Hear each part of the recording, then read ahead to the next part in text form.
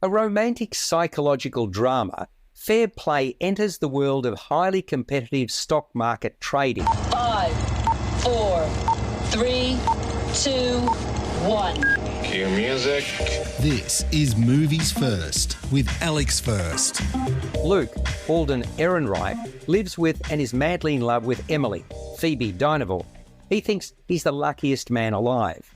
In the most unlikely of locations, he proposes to her, and she says yes. At that stage, we, the audience, have no idea what either of them do for a living.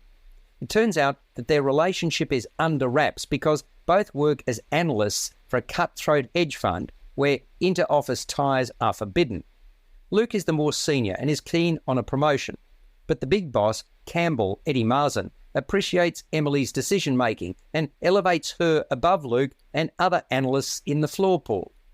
Make no mistake, Campbell is mercenary, and he makes no bones about it. Those who he believes don't measure up are cut without a qualm. Campbell relays the good news to Emily in a bar at 2 a.m. That's after Emily's immediate superior, Rory, Sebastian de Souza, has metaphorically dragged her out of bed to ensure she attends. Luke isn't exactly enamoured, including wondering if there's more to the promotion, but he makes out that he is. Emily tells him she'll help him move up the ladder too, but Luke says he wants to do it on his own. Truth be told, that's never going to happen because Campbell is far from sold on him. Things turn toxic as Emily is wined and dined while Luke isn't making any headway. Their relationship reverts from highly sexed and mutually satisfying to cold, distant and volatile. Writer and director Chloe Dumont has done a decent job drawing us, the audience, into the mire. The role of women and how to get ahead is clearly in the spotlight in Fair Play, which pushes many of the right buttons before stretching friendships with its ending. Romance turns to tension, which continues to ratchet up. The chemistry between Luke and Emily is apparent, as they are most agreeable at the start. Ehrenreich initially comes across as caring and considered, while Dynevor is charming and warm. And then things change. A badly chosen word here and another there is the start of the slide between Luke and Emily. Support turns to resentment. At the same time, the portrayal of aggression and abrasive masculinity at the hedge fund is well established. A drinks night at a men's club is illuminating.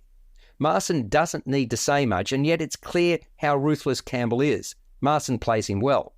I like the juxtaposition of the work and home environment in which the two key players gravitate. That includes the early alarm clock wake-up calls, the train trips into the office, and the screens, texts and calls that are grist to the mill at the office. The cinematography is by Mino Mans. I wasn't sold on Emily's mother, played by Geraldine Somerville's portrayal in successive phone calls. They appeared inauthentic. And I felt the ending also lacked credibility. It went too far. It pushed too hard and put Emily in a situation which I don't believe reflected the real world. That aside though, Fair Play is an intriguing and intense cat and mouse game.